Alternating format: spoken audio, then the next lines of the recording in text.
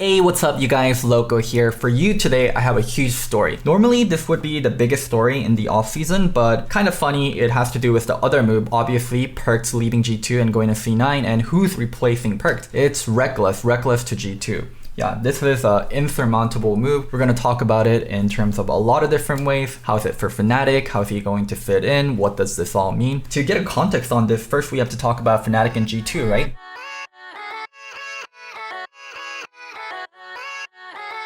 So Fnatic and G2 have been forever rivals of EU. Funny enough, G2 came into LEC and the European LCS scene much later, but yeah, these are the two really big names that we talk about when it comes to Europe. And the reason for that is, other than these two, no one has really won a split. There's only been one split in the entire history of European LCS and LEC with a team that's not G2 or Fnatic winning, and that's Alliance. Other than that, it's just been G2 and Fnatic dominating all these years. And there's been rivalries like this, like TSM versus CLG back in NA, but that rivalry is just not as relevant. TSM is still at the top when it comes to North America, but they are struggling to keep up with teams like Team Liquid, teams like Cloud9, and CLG, well, yeah, they're just in the dumpster.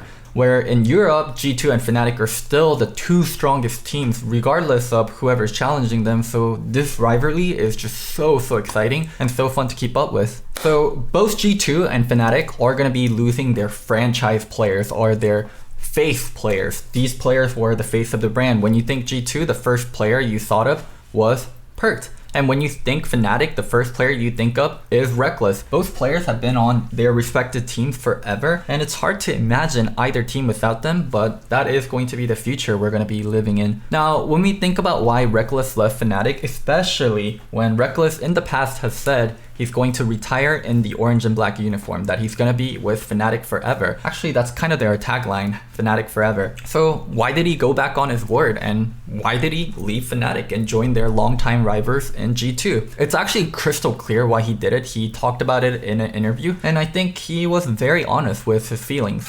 The idea has always been there. I always wanted to play for a team that have the highest chances of doing the most damage in all the tournaments they participate in, and I, up until this point, thought that was Fnatic, basically. I feel a bit ashamed in a way that we managed to get surpassed by G2, because it was kind of my task to defend that legacy, I think. He said he did talk about wanting to be in Fnatic forever in the past, but a lot has changed. First of all, when he said that, Fnatic was the best team by far. There weren't really challengers. Sure, there was OG, but other than OG, no one really challenged Fnatic. And the other thing is, G2 as an org just grew so much. They used to be this tiny org that was struggling in Challenger, but they are the biggest and the most successful organization in Europe now. And also, a really big thing, and I think a core part of Rekkles leaving, was he believed a European team can win Worlds. In 2018, when Rekkles made finals along with rest of Fnatic, they almost won Worlds. Sure, they got stomped, but they were at finals, and Rekkles could see, hey, with good teammates and teammates in Europe, we can actually match up to the best players in the East. We can match up to the Chinese teams, we can match up to the Korean teams. So yeah, I think most of the world, including Rekkles, before that event thought a Western team could never realistically win Worlds. But I think 2018 changed a lot for the European players. They legitimately saw a way to win Worlds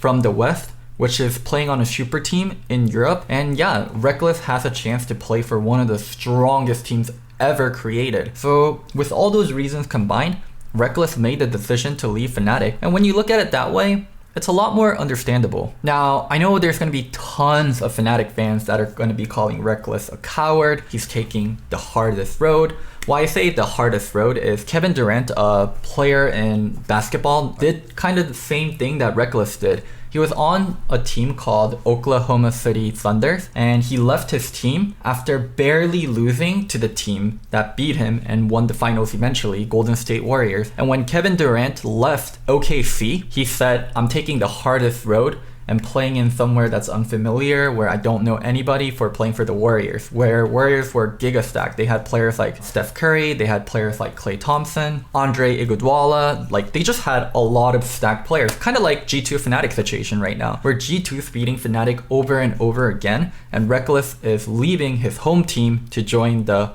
good team that's beating them. You know, there is a saying, if you can't beat them, join them, and that saying's there for a reason. Sometimes the easiest way to get around the obstacle is just be a part of the obstacle. And I really do think it's the Fnatic management to blame for all this. I know there's not much they can do in the offseason, but consider this. As a player, who you're looking out for, number one, is yourself. You want to put yourself in a position to succeed. It doesn't matter if your team really needs you.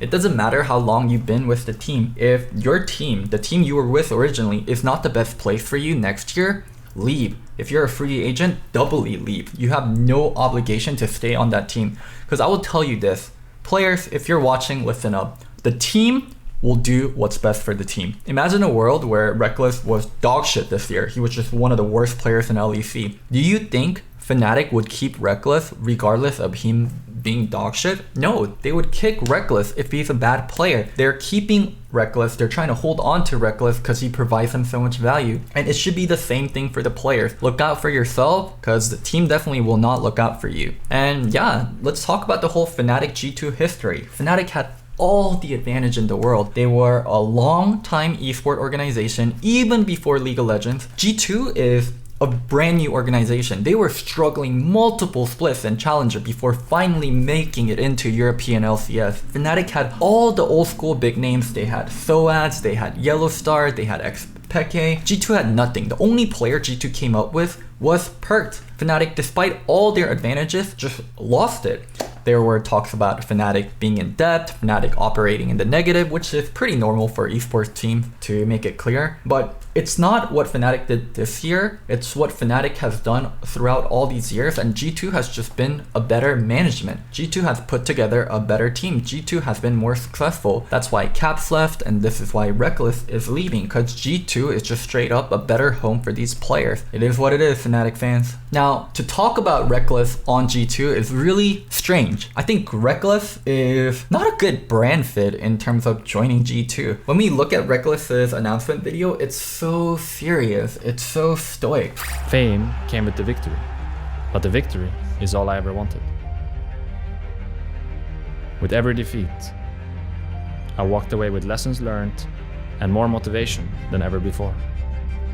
And that just does not fit in with the entirety of G2 in my opinion, and kind of how they portray themselves as a brand. When you think about who Rekkles is replacing and what his role on the team was, I think it's really clear we're going to get a different G2. For some of you guys, it might be like a one-member swap, right? They're just replacing Perkz with Rekkles, but I think it's so much more than that. I think Perkz was the lifeblood of this team.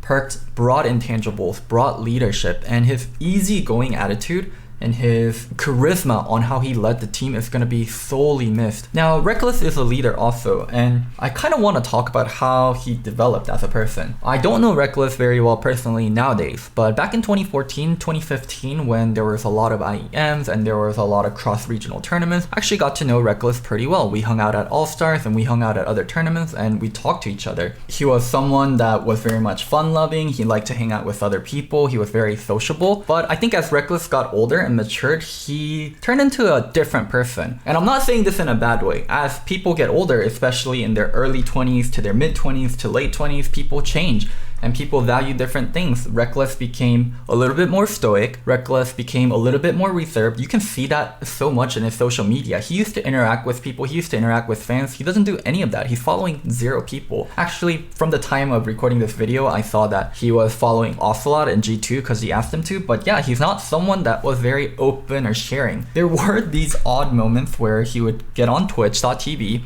and he would talk about his feelings about the team. It was just such a weird thing that Rekkles used to do, where he would not say anything and he would openly talk about his teammates and the ongoings of the team on Twitch. Just weird as hell. But anyways, Rekkles was someone that was very outgoing, that had a bright personality, and that changed it to someone much more serious. And I'm not sure how that's going to fit into G2. That is not the G2 atmosphere. That is not the leadership that Perkz brought. Rekkles is going to bring a very different kind of leadership. He is going to be a very veteran member on that team. And yeah, I do think his voice is going to matter. And more importantly, I think it's going to matter a lot in terms of how G2 feels that vacuum that Perkz has left. He is such a good player, not just in the game, but outside in terms of what he does. He's outgoing, he's infectious with his let's have fun attitude, and yeah, he's a very vocal and a very charismatic leader. I think a lot of things about Perkz will be missed, and a lot of them will not be his gameplay. It's going to be a lot more about what he did outside of the game. That's what I'm looking forward to most. What this new G2 looks like and how Rekkles is going to fit in, because it is oil and water when you think about Rekkles' personality and G2's atmosphere. I hope you guys enjoyed this video. I do enjoy doing content on LEC, long as it's a topic that I know enough about and I feel confident talking about. So sorry if I don't cover every single LEC move.